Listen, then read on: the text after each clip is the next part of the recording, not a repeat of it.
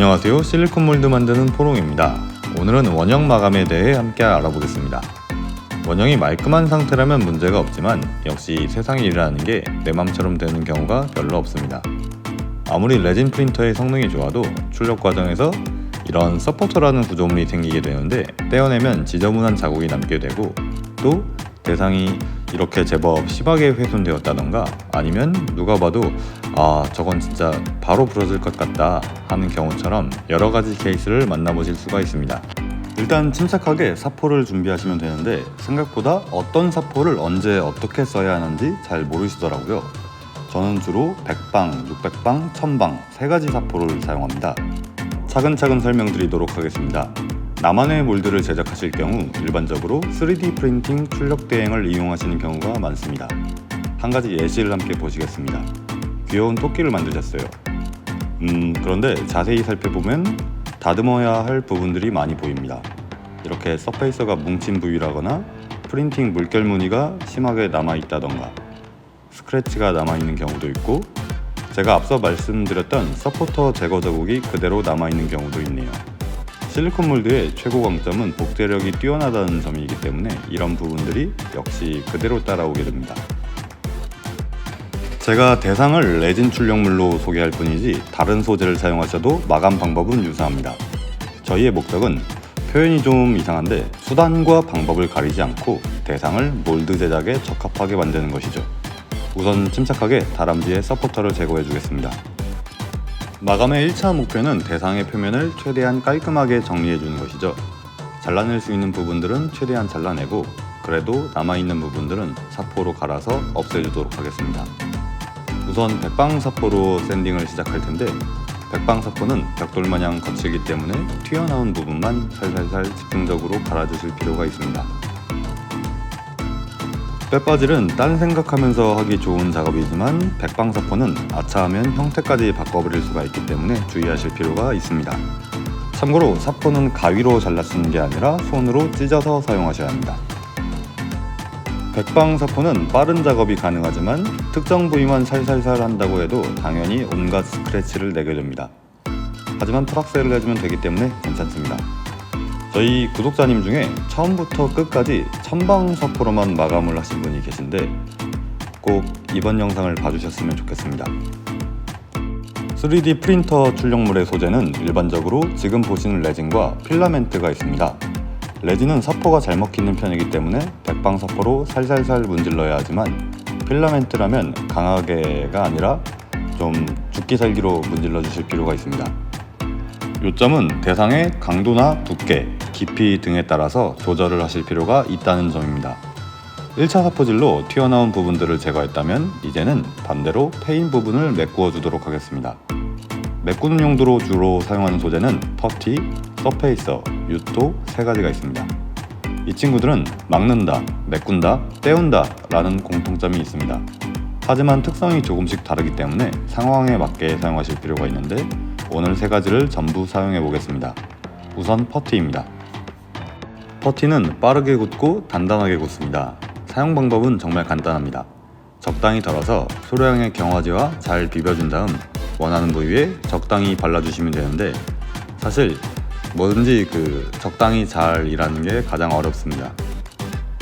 퍼서 발라줘야 하는 특성상 딱 원하는 부위에만 바르기가 쉽지 않지만 저희의 친구 사포가 있으니 너무 겁먹지는 않으셔도 괜찮습니다.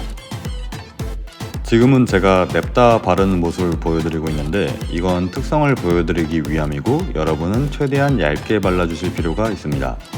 어디 가서 저처럼 하시면 퍼티 어디서 그렇게 배웠냐는 소리를 들으실 수 있습니다.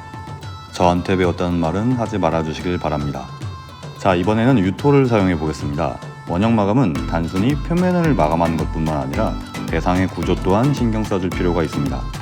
이런 꽃잎 같은 경우 너무 얇은 데다가 밑에 공간이 있다 보니 무조건 깨지기 때문에 아예 꽃을 없애던가 보강을 해줄 필요가 있습니다. 그런데 퍼티로 이런 부분을 메꾸자니 당연히 대참사가 날 확률이 굉장히 높습니다. 이럴 때는 유토를 조금씩 밀어넣고 모양을 잡아주도록 하겠습니다. 제가 수단과 방법을 가리지 않고 라고 말씀을 드렸었죠. 요점은 어떻게든 고쳐주면 되는 것이기 때문에 정답은 없습니다. 기본적인 스킬들은 제가 천천히 다 알려드리겠지만 어느 정도가 되면 실리콘 몰드 제작은 오히려 잔머리 싸움이 되는 경우가 참 많습니다. 이제 다시 튀어나온 퍼티를 갈아주고 갈아주겠습니다. 이제 튀어나온 부분들은 제거되고 패이거나 찢긴 부분들은 보강이 되어서 형태가 갖추어졌습니다. 하지만 백방사포로 마감을 하다 보니 그만큼 스크래치도 잔뜩 생긴 상태이죠.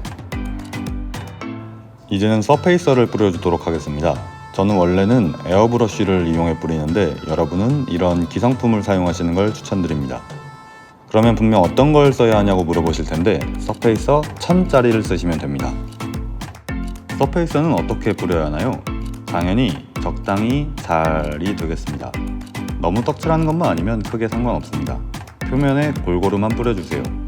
어차피 벗길 거니까요.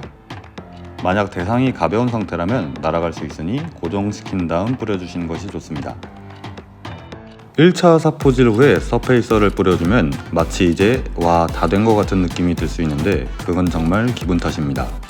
조금만 자세히 살펴보면 스크래치들이 그대로 남아있는 모습을 보실 수가 있습니다. 이제 가장 많이 사용하는 1000방짜리 사포를 사용할 때가 됐습니다. 1000방 사포로 방금 칠한 서페이서를 다 벗겨준다는 느낌으로 갈아주겠습니다. 뭔가 이 정도면 다람쥐가 따뜻한 겨울을 보낼 수 있겠다 싶은 정도로 사포가 쌓이게 되면 마감이 종료됩니다. 고객님들께 사포 마감이 종료되었습니다 라고 사진을 보내드리면 간혹 웬 누더기를 만들어 놨냐고 놀라시는 경우가 있는데 현재의 상태는 이건 나 말고 다른 사람도 같이 좀 만져봤으면 좋겠다 싶을 정도로 표면이 굉장히 맨들맨들한 상태입니다. 여러분도 저를 잘 아시겠지만 저도 여러분을 잘 알고 있습니다. 헷갈리지 않게 마지막으로 정리를 해드리도록 하겠습니다. 마감 재료는 퍼티, 유토, 서페이서, 우레탄 등을 사용하는데 사용 방법을 보여드렸으니 아하, 저런 느낌이구나 하고 감은 잡으셨을 것 같습니다. 추천하는 마감 순서는 우선 제가 사용하는 포롱식인데 1차로 붉은 사포로 형태를 잡아준 뒤 퍼티로 메꾸어주고 다시 퍼티를 갈아준 다음 서페이서를 뿌려줍니다. 최종적으로 1000방 사포로 갈아주면 스크래치에만 서페이서가 남게 되어 아주 매끈한 원형을 손에 넣으실 수 있습니다. 뭐야, 왜 이렇게 살 게 많아? 그렇다면 가마라범식 마감이 있는데 사실 퍼티를 얇게 잘 바를 수 있다면 굳이 서페이서를 뿌리지 않고 바로 사포로 넘어가셔도 무방합니다. 아니면 처음부터 끝까지 사포만 사용하실 경우 굵은 사포부터 시작해 크게 모양을 다듬어 준 다음 점점 방수가 높은 사포를 사용해 스크래치를 없애주는 방법도 있습니다. 요점은 여러분께서 대상을 확인하면서 어떤 마감법이 필요한지 생각하시는 게 중요하다라는 점입니다. 다시 귀여운 토끼군을 보시면 현재 상태는 1차 사포질 후 서페이서를 듬뿍 뿌려준 상태라고 판단이 되는데요. 때문에 저는 여기서 800방 또는 1000방 사포로 최종 마감을 하실 것을 권유드렸습니다. 레진 출력물들은 보통 재료비 절약을 위해 속을 최대한 비운 상태로 제작을 하게 됩니다. 저처럼 탈포기를 사용하는데 그냥 작업에 들어간다면 하늘다람쥐가 정말로 날아가 버리는 그런 불상사가 생길 수 있으니 우레탄을 부어 속을 채워주도록 하겠습니다. 참고로 화병은 예외 케이스인데 안쪽이 실제 화병처럼 곡선 형태로 비어져 있어서 그냥 몰드로 제작을 한다면 실제 사용을 할 때 탈형이 굉장히 어려워지기 때문입니다. 그럼 처음부터 잘 만들지 아무것도 못 꽂으면 그게 무슨 화병인가요? 그럴 때는 역시 수단과 방법, 드릴로 필요한 만큼 적당히 잘 뚫어주도록 하겠습니다. 이제 누구나 다 할 수 있는 실리콘 몰드를 만들 텐데 포롱 중대장은 여러분께 실망했습니다. 여러분 이론편은 잘 안 보시더라고요. 지난 이론편에서 제가 부가형 실리콘과 경화 불량을 잘 일으키는 소재로는 레진, 퍼티, 유토가 있다고 말씀을 드렸습니다. 하지만 공교롭게도 오늘 그 세 가지를 전부 사용했네요. 그렇다면 어떻게 되는지 직접 보여드리겠습니다. 이런 소재를 사용했을 경우 우선 보시는 것처럼 실리콘 몰드가 끈적거리게 제작됩니다. 손으로 만져보면 끈적임이 느껴지고 몰드 내부를 살펴봐도 육안으로 느끼실 수 있습니다. 하지만 몰드 모양이 제대로 나왔다면 바로 우레탄으로 복제를 해주는 데는 큰 문제가 없습니다. 우레탄 사용을 권장드리는 이유는 첫째, 레진 출력물은 수축이 발생하고 강도가 약해 원형으로 자주 사용하기 어렵다는 점, 둘째, 실리콘 몰드가 제대로 제작이 되었는지 확인하기 위함입니다. 하지만 경험상 분명 문제가 발생할 것 같기 때문에 이영재를 뿌려서 몰드를 다시 제작해 비교를 해보도록 하겠습니다. 왼쪽은 그냥 바로 작업한 우레탄이고 오른쪽은 이영재를 뿌린 다음 제작했습니다. 왼쪽이 뭔가 딱 봐도 좀 더 뭉개진 듯한 느낌이 듭니다. 둘 다 좀 이상한데 이 친구 같은 경우는 꽃잎 부분을 유토로 막아두었었죠. 유토는 스치는 사포질에도 형태가 무너지기 때문에 애초에 일단 우레탄으로 복제해서 마감을 하려고 했습니다. 정말로요. 화병 친구를 보시면 경화불량에 대해 좀 더 이해가 가실 것 같습니다. 원형 출력물과 비교를 해보면 정확하게 퍼티를 바른 부위 그대로 경화불량이 발생한 모습을 확인하실 수 있습니다. 그냥 끈적하게 나왔다면 우레탄으로 복제를 해서 사용하면 그만이지만 형태를 망가뜨리는 경화불량이 발생하면 굉장히 곤란하니 퍼티와 유토 작업을 하실 때는 이영재를 뿌려주시는 게 좋습니다. 물론 이영재를 뿌려주셔도 끈적이게 나온 현상은 동일하기 때문에 이렇게 반딱반딱하게 빛나는 하늘 다람쥐군처럼 우레탄 페인트를 입혀 한방에 완성품을 만들거나 축합형 실리콘을 사용하는 등 디자인과 특성에 따라 다양한 작업 방식을 사용할 수 있습니다. 앞으로 차근차근 소개해드리도록 하겠습니다. 감사합니다.